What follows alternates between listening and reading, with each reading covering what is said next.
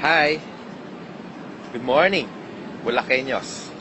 Nandito po kami ngayon sa Hong Kong at officially binuksan po natin yung pang-siyam na branch sa buong daigdig ng Alliance in Motion Global. Una, gusto ko muna magpasalamat sa BCCI at isinali po ninyo ako as one of your top 10 outstanding Bulacan businessman of year 2012.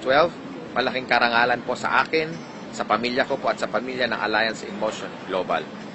AIM Global po, nagsimula po noong 2006. Kasama ko po dito si Dr. Ed Cabantog at si Mr. Raymond Aspirin, mga batikan at eksperyensadong networkers. Ang layunin po namin, magbigay ng magandang produkto at napakahusay na marketing plan para sa ating kapwa Pilipino.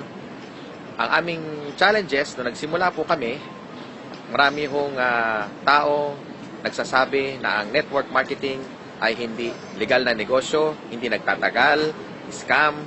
Pero ito hong dahilan, kaya kami nagtayo para ma-prove na ang network marketing ay magandang negosyo at tumatagal. At ito na po tayo ngayon, 7 years. We're celebrating our 7 years on April 28. Gagawin po ito sa MOA. Ang aming milestone, noong 2006, nagsimula po kami, unang sales po namin, unang taon, inabot po kami ng 139 million pesos. Ganun po kahusay yung produkto. At unti-unti nang umangat. Naging 200 million, pangalawang taon. Inabot po tayo ng 800 million, pangatlong taon. At yung panahon na yon, pinarangalan po tayo ng BIR as one of the top 1,000 corporations, taxpayer in the country. At nung kaapat na taon, nabot po ang sales po natin ng 1.2 billion.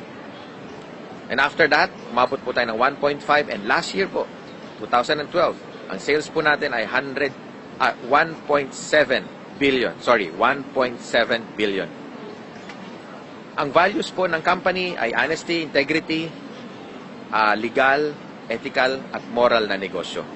Kaya ho tayo nandito ngayon sa China upang i-prove na ang mga Pilipino ay mahuhusay na negosyante. Hindi lang tayo mga servants, hindi lang tayo domestic helpers. Nandito ho kami para i-prove ho yan na ang Pilipino ay world-class na negosyante. Ang masasabi ko lang po, sa mga nagsisimula, unang-una, you have to dream big. Dream big dreams. Then never give up. Samahan mo ng maraming action. Sa una, mahirap. Pero pag ang isang bagay, ginagawa mo paulit-ulit, nagiging madali. Pangalawa, you strive for excellence. Always pursue perfection. Huwag mediocre. Kailangan nag-i-innovate ka palagi. And finally, kailangan may commitment ka sa dreams mo at naniniwala ka na mangyayari to one day. Should be 100%. Never have doubts. And you too will succeed. Maraming salamat, BCCI, Bulacan Chamber of Commerce. Magkita-kita po tayo pag uwi ko namin at mabibigyan ko pa kayo ng maraming tip. Salamat po.